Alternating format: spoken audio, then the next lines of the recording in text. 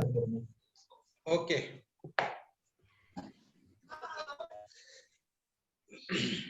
नमस्कार विद्यार्थी मित्रांनो. आज आपण बऱ्याच दिवसानंतर 2 दिवसाच्या गॅप नंतर आपण आज पुन्हा एकदा 202 सेकंड इयरच्या या विषयाची व्याख्यानाला सुरुवात करत आहोत. याच्या अगोदर आपण समाज शिक्षण या विषयाबद्दल माहिती पाहिलेली होती. समाज शिक्षणाबद्दलची माहिती घेत असताना समाज आणि शिक्षण आणि ज्ञान या संदर्भातली आपण माहिती पाहिलेली होती. तर अशाच प्रकारे हा जो घटक जो आहे किंवा त्या ठिकाणी आपल्याला या घटकातून जे उपघटक जे पाहत आपण त्या ठिकाणी आता जी वाटचाल चालू झालेली आहे ती अगदी आता मोठ्या विभागाकडे चालू झालेली आहे. तर आपण कसं त्या ठिकाणी आलो ज्ञान असेल, शिक्षण असेल, समाज शिक्षण असेल आणि या समाज शिक्षणाचाच त्या ठिकाणी आधार घेऊन आपण आता वाटचाल जो करतोय तो म्हणजेच बहुसंस्कृतीवादाकडे. आता बहुसंस्कृतीवाद हा आपण पाहिलेला असेल तर बीएडलाच त्या ठिकाणी का लावण्यात आलेला आहे किंवा बीएड या संदर्भात बीएडच्या बाबतीत त्या ठिकाणी याचं महत्व काय आहे या विषय आपण ह्या बहुसंस्कृतीवादाचं अभ्यास करणार आहोत. तर पुढील त्या ठिकाणी आपलं जे तिसरं युनिट आहे याच विषयातील 202 मधलं ते तिसरं युनिट आहे. बहुसंस्कृतीवाद हा स्वतंत्र त्या ठिकाणी टॉपिक आपल्याला लावण्यात आलेला आहे. पण आपल्याला पहिल्याच युनिटमध्ये त्याच्यावर काही साधक चर्चा फक्त करणार आहोत. मी संपूर्णपणे बहुसंस्कृतीवाद याविषयी तुम्हाला सांगणार नाही. आपल्याला स्वतंत्र त्याचा विचार करायचा आहे. पण तरी सुद्धा याच्यातील 1.5 या उपघटकाचा आपल्याला अभ्यास करत असताना त्याच्यामध्ये बहुसंस्कृतीवादाबद्दल आपल्याला काही गोष्टी जाणून घेणं गरजेचं वाटतं. तर त्याविषयी आपण जी साधक चर्चा करणार आहोत त्याची पूर्ण माहिती न घेता फक्त तुम्हाला त्याची महत्वाचे मुद्द्यावर आपण चर्चा करणार आहोत. नंतर आपण त्याच्यावर सखोल चर्चा पुढील घटकात करणार आहे. तर पहिल्याला आपल्याला प्रथम क्लासचा आवाज येतो. हॅलो, मधलं बटन दाबलं असेल तुम्ही. हॅलो एक्सपिरियन्स मला. हॅलो, बहुसंस्कृतीवादाचा आपल्याला साधक विचार करता आपण त्याचा काही महत्वाच्या गोष्टी जाणून घेणं गरजेचं वाटतं. समाज शिक्षणाचा ज्यावेळेस आपण अभ्यास तर समाजामध्ये मानव हा अत्यंत महत्वाचा घटक आहे आणि ज्ञान प्राप्ती करणं हा मानवाचा त्या अत्यंत एक महत्वाचा भाग त्याच्याने आपल्याला दिसून येतो. या ज्ञानप्राप्तीच्या दृष्टिकोनातून आपण समाज शिक्षण पाहत असताना किंवा ज्ञानाची प्राप्ती पाहत असताना शिक्षण पाहत असताना की ह्या बीएडच्या अभ्यासक्रमामध्ये जो बहुसंस्कृतीवाद त्या ठिकाणी लावण्यात आलेला आहे आणि त्या बहुसंस्कृतीवादामधून ज्ञानाची प्राप्ती त्या ठिकाणी समाजाला कशी होते, समाजातील जो घटक मानव हा घटक आहे त्या घटक ज्ञानाची प्राप्ती त्या ठिकाणी कशी करतो. पण हे करत असताना सुद्धा समाजातील त्या ठिकाणी जो त्या ठिकाणी विविध त्या ठिकाणी मानव प्राणी असताना सुद्धा त्यामध्ये वेगवेगळ्या प्रकारचे त्या ठिकाणी भाग कसे आहेत. म्हणजे भाग म्हणजेच काय, धर्म असतील, जाती असेल, वंश असेल, ह्या कशा पद्धतीचे आहे आणि त्याद्वारे त्या ठिकाणी ज्ञानाची निर्मिती कशी होते, ज्ञान ग्रहण कसं केलं जातं या संदर्भात त्या ठिकाणी आपल्याला बीएड या अभ्यासक्रमामधून बहुसंस्कृतीवादाचा विचार करणं अत्यंत गरजेचं भासतं. आता बहुसंस्कृतीवाद जर आपण पाहिला तर त्या ठिकाणी हा पहिला देशामध्ये देश असेल या पातळीवर त्या ठिकाणी त्याचा विचार होतो. त्यानंतर राज्य असेल या राज्याच्या पातळीवर विचार होतो. नंतर समाज असेल आणि त्या ठिकाणी लोकवस्ती असेल या पातळीवर त्या ठिकाणी बहुसंस्कृतीवादाचा विचार केला जातो. की समाजाचा आपण तर त्या ठिकाणी पहिलं खालून त्या ठिकाणी आपण वर जर गेलो समाज, राज्य, देश या दृष्टिकोनातून जर आपण विचार केला तर बहुसंस्कृतीवादाचा आपल्याला त्या ठिकाणी बहुसंस्कृतीवादाचा अर्थ कळल्याशिवाय राहत नाही. समाज हा त्या ठिकाणी एक विशिष्ट त्या ठिकाणी प्रेरित घटक त्या ठिकाणी एकत्र आलेला असतो. ती प्रेरणा एकत्र घेतल्यानंतर त्या ठिकाणी जी मोठा प्रदेश त्या ठिकाणी तयार होतो त्या प्रदेशामध्ये त्या ठिकाणी जी बोलीभाषा असेल, मातृभाषा असेल यांनी प्रेरित झालेला त्या ठिकाणी समाज एकत्र असतो. त्याला आपण राज्य असं म्हणूया. त्याच्यानंतर त्या ठिकाणी अनेक भाषा, अनेक धर्म, अनेक वंशाने त्या ठिकाणी एकत्र आलेले असतात. एकत्र येऊन त्या ठिकाणी देशाची संस्कृती त्या ठिकाणी इथे त्या ठिकाणी प्रस्थापित होते.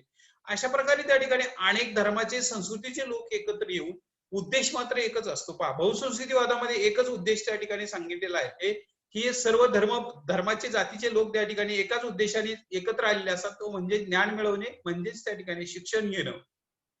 हा उद्देश पुढे ठेवून त्या ठिकाणी बहुसंस्कृतीवादाचा उदय झालेला आपल्याला दिसून येतो. आता देश असेल, राज्य असेल, समाज असेल, या सगळ्या गोष्टीला त्या ठिकाणी सर्वात महत्वाचा संस्कृतीचा वारसा त्या ठिकाणी लागलेला असतो आणि त्या संस्कृतीच्या वारशातूनच बहुसंस्कृतीवादाचा उदय झालेला आपल्याला दिसून येतो. बऱ्याच वेळा आपल्याला त्या ठिकाणी भारत या देशाचं नाव, याच्यामध्ये संस्कृती म्हटलं की भारत देशाचं आपल्याला नाव घेणं गरजेचं भासतं. आता भारत या देशामध्ये जी संस्कृती आहे त्या संस्कृतीचा संपूर्ण जगावर त्या ठिकाणी वेगळ्या प्रकारचा त्या ठिकाणी प्रभाव असलेला दिसून येतो. तो कसा असेल बरं?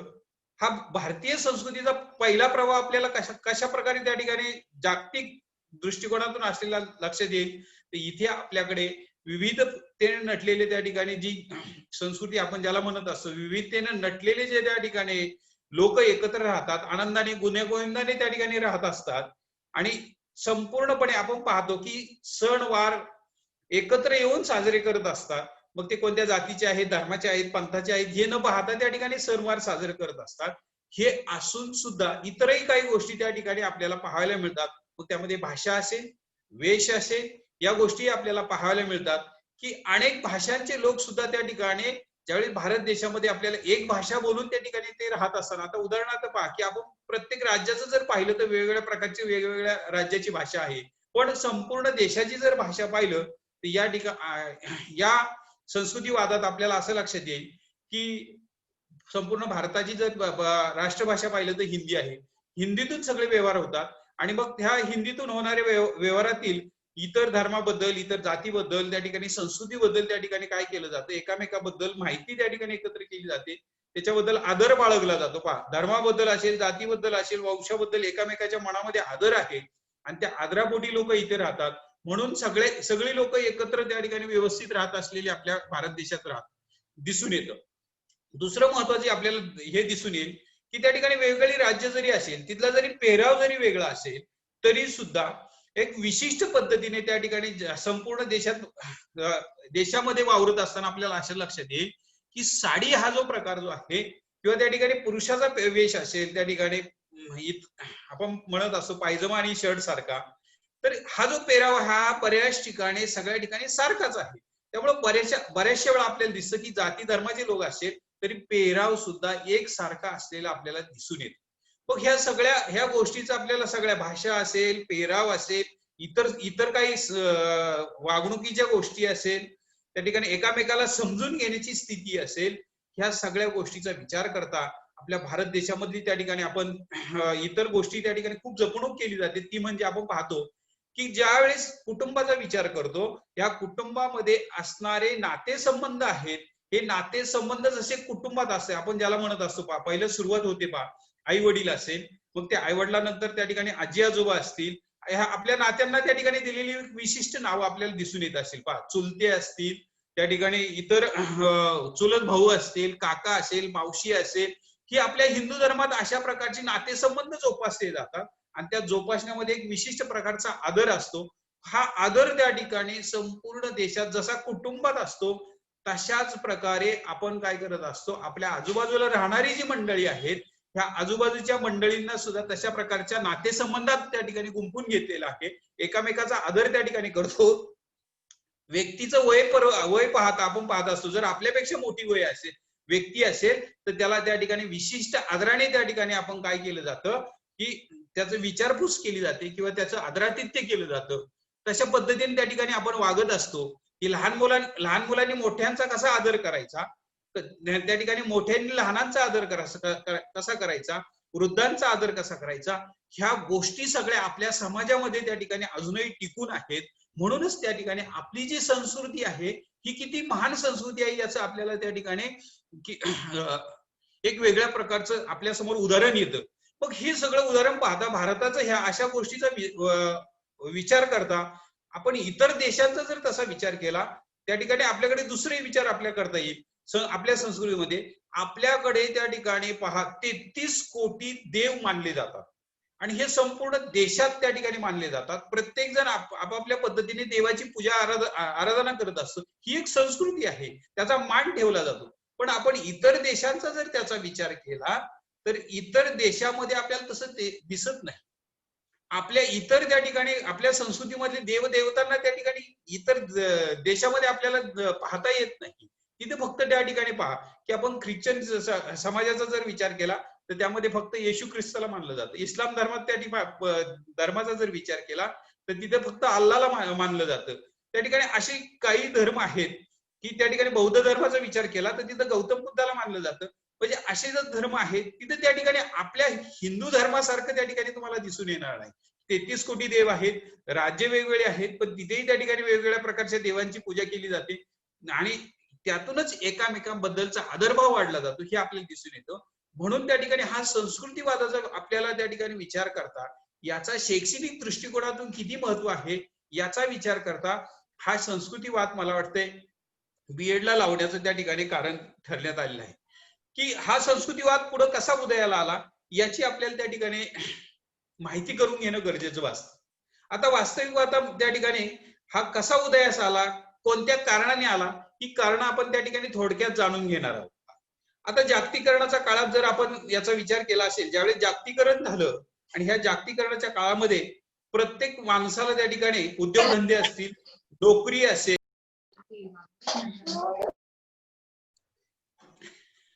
जागतिकीकरणाच्या काळामध्येच बुद्धिजीवी वर्ग त्या ठिकाणी जो पुढे आला आणि त्या बुद्धिजीवी वर्गाला त्या ठिकाणी काही गोष्टींची गरज भासू लागली. ती गरज म्हणजेच धंदा करणं असेल, नोकरी करणं असेल, त्या ठिकाणी उच्च शिक्षण घेणं असेल, या गोष्टीची गरज भासू लागली आणि या गरजेपोटी त्या ठिकाणी माणसाने काय केलेलं आहे, एका प्रांतातून दुसऱ्या प्रांतात, दुसऱ्या प्रांतातून तिसऱ्या प्रांतात असेल किंवा ठिकाणी दुसऱ्या राज्यात असेल, राज्यातून त्या ठिकाणी देशात असेल, देशातून त्या ठिकाणी दुसऱ्या देशात असेल, हे ज्यावेळेस स्थलांतर होऊ लागलं आणि स्थलांतर होत असताना आपल्याला असं लक्षात आलेलं आहे की तो बुद्धिजीवी वर्ग जो आहे तो नोकरीसाठी असेल, धंद्यासाठी असेल, तिथं स्थायिक होऊ लागला आणि स्थायिक होत असताना तिथल्या संस्कृतीला किंवा तिथल्या असणाऱ्या लोकांमध्ये त्या ठिकाणी तो काय झालेला आहे, समाविष्ट होऊ लागला.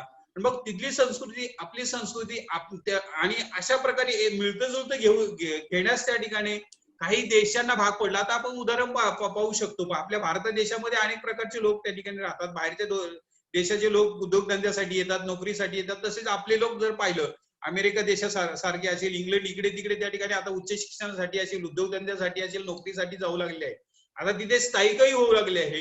काही लोक तर त्या ठिकाणी तिथे कायमस्वरूपी स्थायिक होऊ लागलेले आहेत.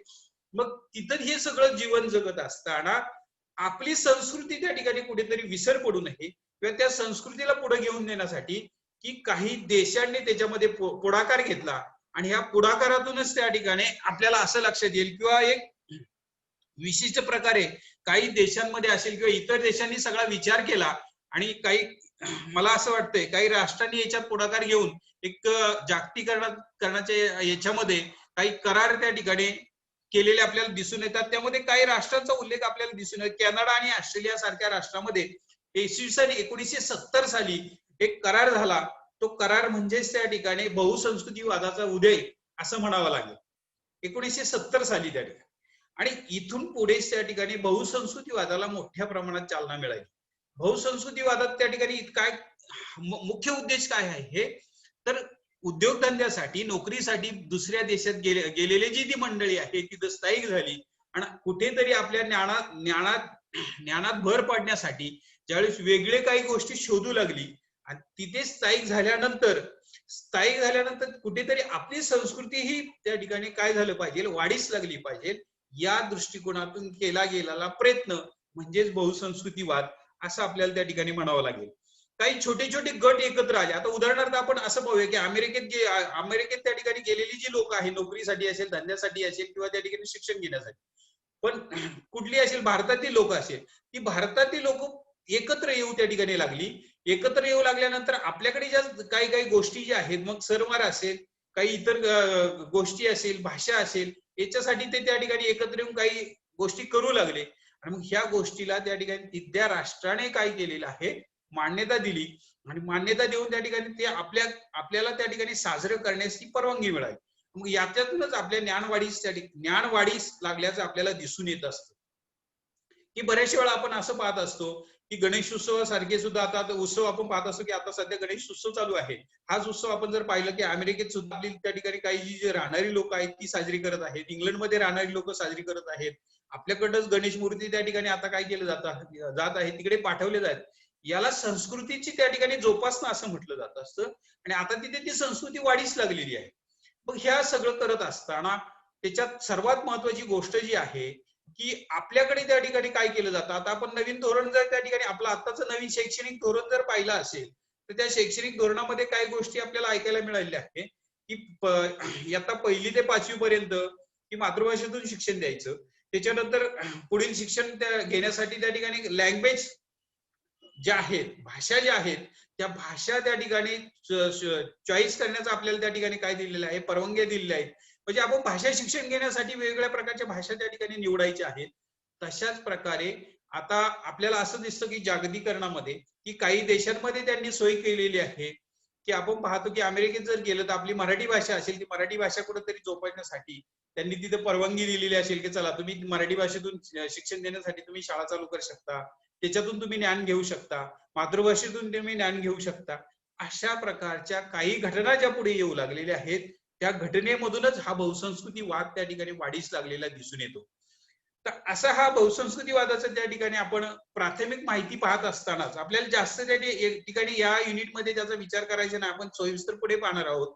पण तरी सुद्धा मी याच्याबद्दल तुम्हाला बरंचसं काही सांगण्याचा प्रयत्न करणार आहे. पण आता इथं आपल्याला असं दिसून येईल एवढं सगळं विचार करत असताना 1970 साली कॅनडा आणि ऑस्ट्रेलियामध्ये याचा खऱ्या अर्थाने उदय झाला. त्याच्यावर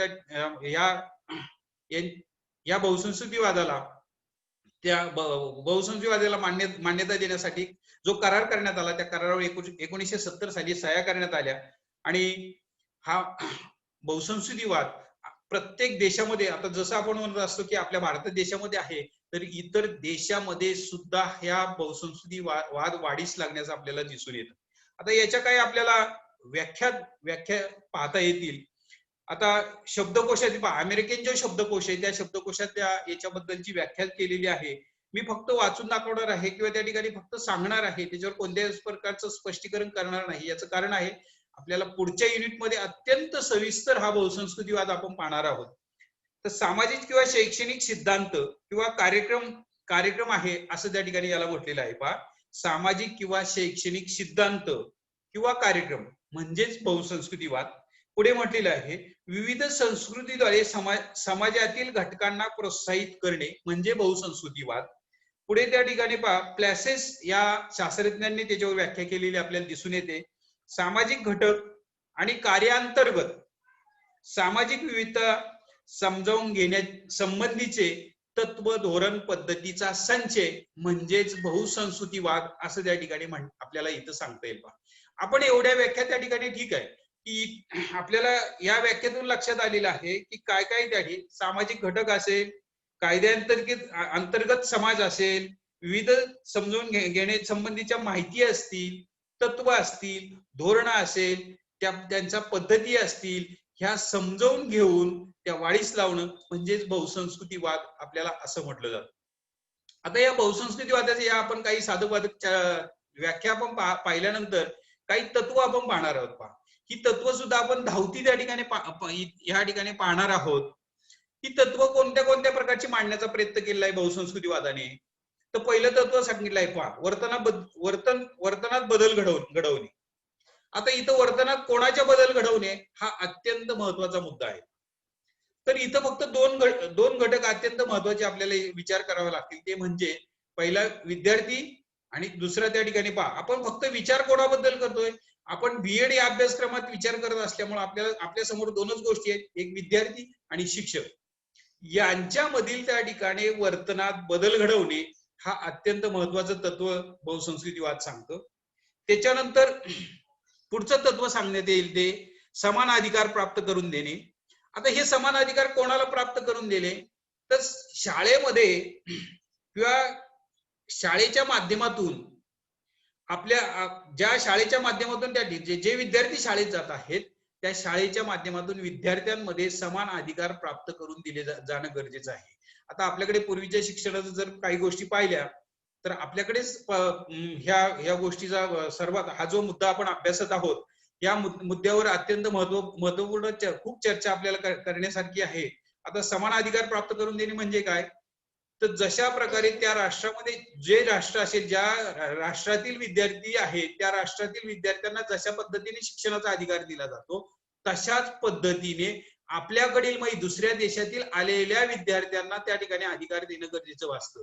नाहीतर अशा पद्धतीने पहा की पूर्वीच्या शिक्षणाचं जर आपल्याला लक्षात आलं की आंबेडकरांच्या ज्या कालावधीत जर शिक्षणाचा विचार आपण केला तर आपल्याला असं लक्षात येईल की आंबेडकरांना वर्गाच्या बाहेर राहून शिक्षण घ्यावं लागत होतं.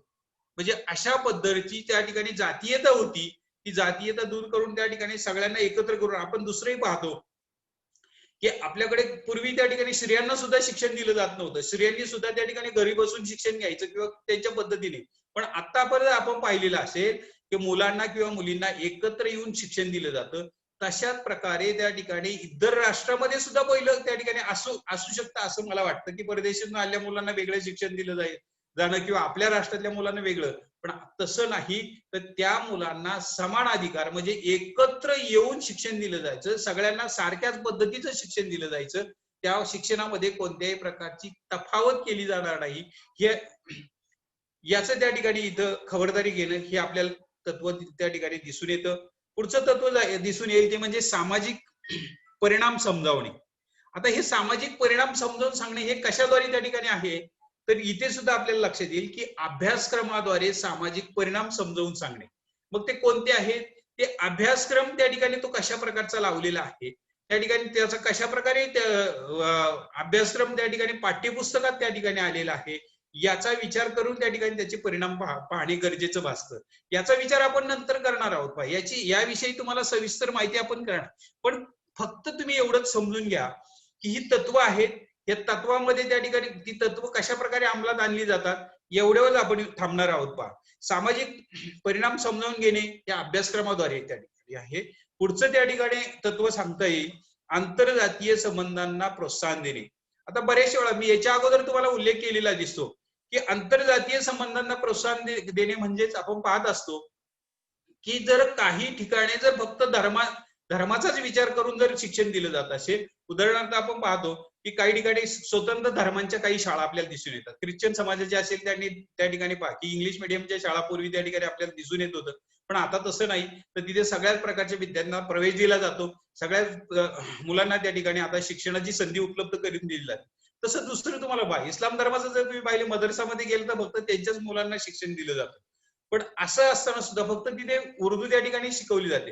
पण आपल्याला असं लक्षात येईल की सगळ्या प्रकारच्या मुलांना त्या ठिकाणी भाषा असेल इतर त्या ठिकाणी काही गोष्टी असेल ते सगळं शिकवता आलं पाहिजे. म्हणजेच इथं त्या ठिकाणी त्यांनी असं म्हटलंय की आंतरजातीय संबंधांना ज्यावेळेस सगळ्या जाती धर्माचे विद्यार्थी एकत्र येतील, शिक्षण घेतील, त्यावेळेसच कुठेतरी त्या ठिकाणी आपल्याला काय होईल, एकामेकाबद्दलचा आदर, प्रेम, इतर दुसऱ्या धर्माबद्दलची संस्कृती असेल, जातीबद्दलची त्या ठिकाणी माहिती असेल, वंशाबद्दलची माहिती असेल, हे आपल्याला माहित होईल आणि त्यांच्याबद्दलचा जो आदर आहे तो आपल्यात निर्माण होईल. म्हणून इथं त्या ठिकाणी त्यांनी सांगितले. आता हे कशातून वाढीस लावायचे, तर त्या ठिकाणी तुमचा जो अभ्यासक्रम असेल, पाठ्यक्रम असेल, तुम्ही घेणारे जे उपक्रम असेल त्या उपक्रमातून त्या ठिकाणी हे जे आंतरजातीय संबंध प्रोत्साहन देणे, जे तुम्ही शालेय त्या ठिकाणी उपक्रम राबवाल त्या उपक्रमातून आपल्याला ह्या गोष्टी करावायच्या आहेत.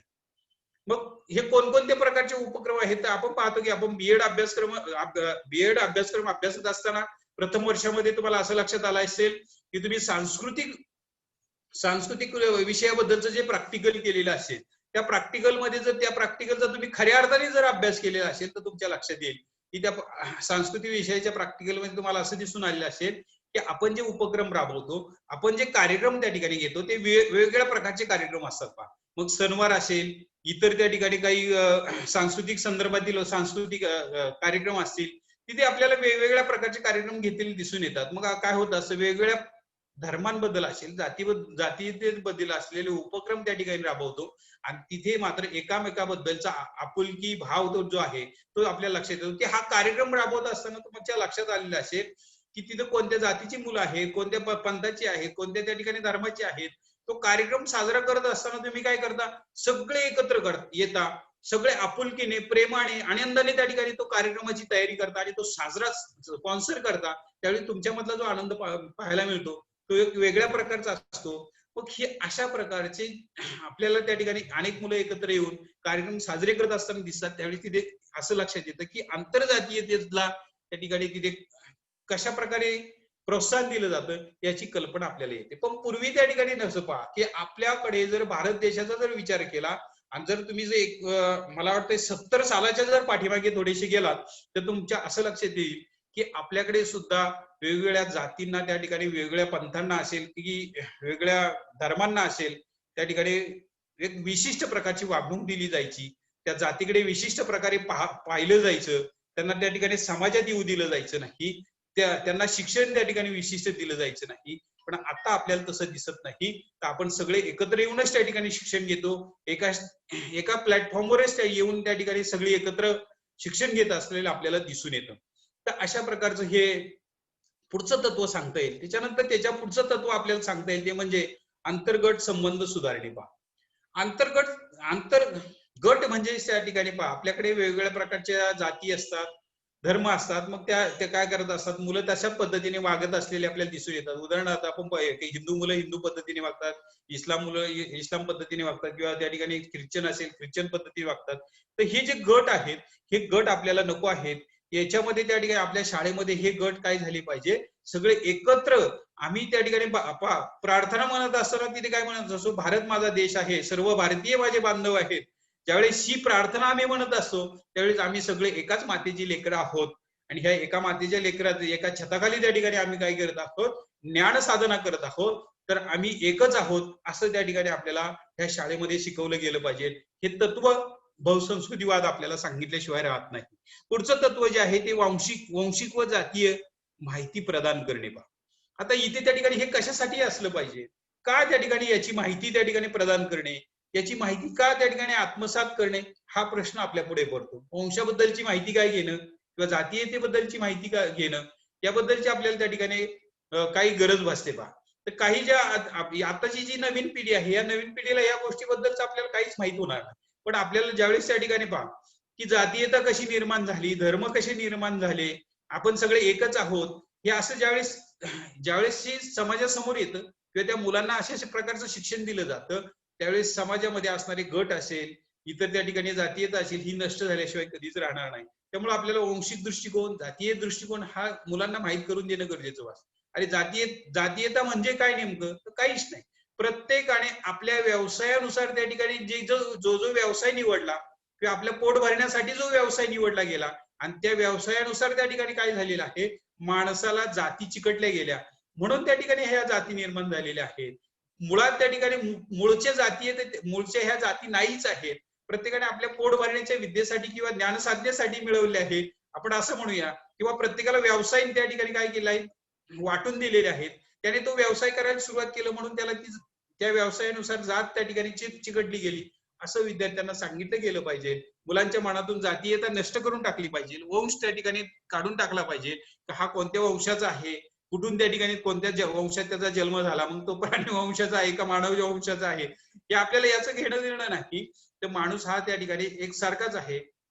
माणूस प्राणी जन्माला आला तो आपण पाहत असतो की वर्ण असेल त्या ठिकाणी इतर ज्या काही गोष्टी ह्या वर्ण साधारणतः ह्या गोष्टी सोडल्या की काळा आणि गोरा हा जातीभेद सोडला तर माणसाच्या शरीरामध्ये असणारे त्या ठिकाणी रक्त हे सगळ्यांचं सारखंच आहे, विचार सारखे आहे. आपण पाहतो की फक्त त्या ठिकाणी चेहरे सारखे एकसारखे जरी नसेल पण आपल्याला जी शरीराची जी ठेवण आहे ती सगळ्यांची सारखीच आहे. की आपल्याला असं लक्षात येतं की भारतात राहणाऱ्या लोकांनाच फक्त 2 हात 2 पाय 2 डोळे 2 कान नाक असंच त्या ठिकाणी ठेवण शरीराची केलेली आहे. आणि अमेरिकेत गेल्यानंतर आपल्याला असं लक्षात येतं की त्यांना 10 हात 5 तोंडे असं काय आहे. किंवा श्रीलंकेमध्ये गेल्यानंतर आपल्याला असं आहे की सगळे रावण वंशाचेच लोक आहेत का, त्यांना 10 तोंड 20 हात 5 असं काही आहे का? असं काही नाही. तर जगाच्या पाठीवर कुठेही गेलं तर माणसाचं ज्यावेळेस वर्णन येतं त्यावेळेस आपल्याला एक सगळ्यांचं एकसारखंच आहोत. मग मानव प्राणी हा एकसारखाच आहे. ह्या गोष्टी आपल्याला ह्या वंशवादातून त्या किंवा बहुसंस्कृतीवादातून त्या ठिकाणी शिकता येईल. दुसरं पुढे आपल्याला सांगता येईल ते म्हणजे मूल्याद्वारे सांस्कृतीची शिक्षण. आता आपल्याकडे जर आपल्या राज्यघटनेचा विचार केला तर या राज्यघटनेमध्ये काही मूल्य लावली आहेत. मी पाठीमागेही त्या मूल्यांचा आपल्याकडे उल्लेख केलेला होता. ही मूल्य सुद्धा आपण सेपरेट शिकणार आहोत. ही मूल्य आपल्या राज्यघटनेने त्या ठिकाणी लावलेली आहेत. या मूल्यांद्वारेच आपल्याकडे संस्कृतीचं त्या ठिकाणी वारसा आहे, संस्कृती आपली कशी आहे याची शिकवण दिली जाते. उदाहरणार्थ त्या ठिकाणी समानता असेल, जातीयता असेल, त्या ठिकाणी आपण पाहतो की न्याय दृष्टिकोन असेल, वैज्ञानिक दृष्टिकोन असेल, त्या ठिकाणी अशा प्रकारचे जे मूल्य जे आहेत ती मूल्य आपल्याला वाढीस लावली पाहिजे. आणि त्या बंधुभाव असेल, ही मूल्य आपण जर त्या ठिकाणी आपल्या शिक्षणामधून वाढीस लावली तर एक विशिष्ट प्रकारची संस्कृती निर्माण झाल्याशिवाय कधीही राहणार नाही. हे मूल्यांद्वारे आपल्याला त्या ठिकाणी सांगता येतं. पुढेच आपल्याला सांगता येईल सामाजिक कौशल्याचा विकास त्या ठिकाणी करणं गरजेचं भासतं. आता हा सामाजिक कौशल्याचा विकास कशातून त्या ठिकाणी येतो तर प्रत्येकाच्या सहकार्याचं इथं महत्वाचं बाब सांगता येते. एकामेकाला जर आपण सहकार्य केलं तर सामाजिक कौशल्याचा विकास झाल्याशिवाय कधीच राहत नाही. जर तुम्ही एकामेकाला सहकार्य आपण पाहत असतो की आपण आपल्याकडे त्या ठिकाणी गाव पातळी जर विचार केला तर आपल्याला एकामेकाच्या सहकार्यासाठी आपण मंडळाची स्थापना करतो. त्या मंडळाची स्थापना त्या ठिकाणी एक वेगळ्या उद्देशाने आपण पाठीमागे पाहिजे की मंडळाची स्थापना समाज ज्यावेळेस येतो त्यावेळेस मंडळाची स्थापना येते. मंडळाची एक विशिष्ट प्रकारची काही ध्येय ठरलेली असतात, प्रेरणा ठरलेली असतात आणि त्याच्यातून एकामेकाला सहकार्यातून आपल्याला समाज प्रगतीसाठी काय करता येतं. तसंच आहे पाहिजे की याच्यातून त्या ठिकाणी समाज कौशल्य विकसित होतात, विकासाची कामं त्या ठिकाणी येतात, ज्ञान साधना त्या ठिकाणी होते. हे आपल्याला सहकार्यातून दिसून येतं. पुढचं त्या ठिकाणी तत्व सांगता येईल शैक्षणिक संधीत समानता त्या ठिकाणी आपल्याला इथं पाहता येईल की अनेक वेगवेगळ्या प्रकारचे कार्यक्रम आपण त्या ठिकाणी शाळेमध्ये जर घेतले आणि शैक्षणिक संधीमध्ये जर समानता त्या ठिकाणी आणण्याचा प्रयत्न केला. हे कुठे आता पाहिजे शैक्षणिक संधीचा त्या ठिकाणी समानता कशी आणता येईल तर आपण या शिक्षणातूनच त्या ठिकाणी आपल्याला अनुभवता येते की आपण आता अनुभवत आहोत. आपण त्याला म्हटलं जातं की आपल्याकडे 2 गोष्टी त्या ठिकाणी पाहिल्या जातात, स्त्री आणि पुरुष. या 2 जाती त्या ठिकाणी जर पाहिल्या असेल तर स्त्रीला पूर्वी जर आपण पाहिलं असेल तर एक वेगळ्या प्रकारचं स्थान दिलं जायचं. स्त्रीने फक्त काय करायचं चूल आणि मूल एवढ्या पुरतच त्या ठिकाणी मर्यादित राहायचं. तिने समाजात त्या ठिकाणी कुठे यायचं नाही. पण आता जर आपण पाहत असेल की स्त्री ही पुरुषाच्या खांद्याला खांदा लावून त्या ठिकाणी वावरत असताना दिसून येते. त्यांना आता जे त्या ठिकाणी जे काही कार्यपद्धती आहे त्याच्यामध्ये विशिष्ट पद्धतीने त्या ठिकाणी त्यांना सहभाग दिला जातो, विशिष्ट पद्धतीने राखीव त्या ठिकाणी कोठा ठेवण्यात जातो. अशा प्रकारच्या संधी त्या ठिकाणी जर सामाजिक दृष्टिकोनातून विशिष्ट गटाला असेल, विशिष्ट जातींना त्या ठिकाणी तयार करून दिल्या गेल्या, ह्या विशिष्ट कार्यक्रमातून आपण त्या पुढे आणण्याचा प्रयत्न केला तर शैक्षणिक संधीमध्ये आपल्याला आता पुरुष आणि स्त्रियांमधली ही जी समानता आहे ही दिसून येईल. हे तत्व त्या ठिकाणी बहुसंस्कृतीवाद आपल्याला सांगून जातं. पुढचं तत्व जे आपल्याला सांगता येईल ते म्हणजे संघटनात्मकता आणि समुदायात्मकता वातावरण निर्मिती करणे. आता संघटनात्मक कार्यक्रम आपण त्या ठिकाणी पाहिलेले आहे की याच्यानंतरही उल्लेख केला. सामाजिक कौशल्य पाहत असताना, सामाजिक कौशल्याचा विकास करत असताना इथं संघटना बांधणं गरजेचं वास्तव आहे. त्यावेळेस हे सहकार्य असतं, एकामेकाचं सहकार्य येतं, कौशल्याचा त्या ठिकाणी विकास होतो. त्यावेळेस अनेक संघटना पुढे येतात, अनेक समुदाय त्या ठिकाणी पुढे येतात आणि त्या समुदायाच्या मार्फत आपल्याला काय होतं की एक विशिष्ट प्रकारच्या वातावरणाची निर्मिती झालेली दिसून येते. आपण पाहतो की वेगवेगळ्या प्रकारचे आता आपल्याकडे पाहिलं राजकीय दृष्टिकोन पाहिलं तर अनेक वेगवेगळ्या प्रकारचे पक्ष आहेत. त्यालाही आपण असं म्हणूया ना, संघटना आहेत, समुदाय आहेत, त्याच्यातून त्या ठिकाणी राजकीय दृष्टिकोनातून विचार केला जातो. मग त्या पक्ष पाहत असताना पाहा की जनता पक्ष असेल, काँग्रेस असेल, अनेक वेगवेगळ्या प्रकारचे पक्ष असतील पहा. याच्या व्यतिरिक्त ते त्या ठिकाणी एक संघटनात्मक दृष्टिकोनातून एकत्र आलेले आहेत आणि ह्या संघटनात्मक दृष्टिकोनातून आपल्या राज्याचा कारभार चालवण्याचा प्रयत्न केला जात असतो. हे आपल्याला दिसून येईल. हा बहुसंस्कृतीवाद सांगतो आपल्याला. ते नंतर आपण त्या ठिकाणी सविस्तर त्याच्या दृष्टिकोनातून विचार करणार आहोत. पुढचं त्या ठिकाणी तत्व सांगता येईल राजकीय नेत्यांद्वारे विकास करणे. तेच आता पहा, आता जो मी उल्लेख केला तीच तीच बाब आपल्याला जसं संघटना स्थापन होतात, पक्ष स्थापन होतात आणि त्या पक्षांच्या त्या ठिकाणी आपल्याला असं दिसून येतं की इथे आपण काय केलं जातं, जर आपल्याकडे लोकशाही आहे, आपल्याकडे लोकशाही त्या ठिकाणी निवडणुका होतात, नेते निवडून दिले जातात, त्या नेत्यांच्या मार्फत काय केलं जातं, आपल्याकडे विकास साधण्याचा प्रयत्न केला जातो. अगदी गाव पातळीवरून सुरुवात आपण जर केली तर आपल्याला पहिली निवडणूक पाहतो की आपल्या जर गावाचा विकास करायचा असेल तर चांगल्या प्रकारचा ग्रामपंचायत सदस्य निवडून दिले पाहिजे. ग्रामपंचायत सदस्य निवडल्यानंतर सरपंच चांगला निवडला गेला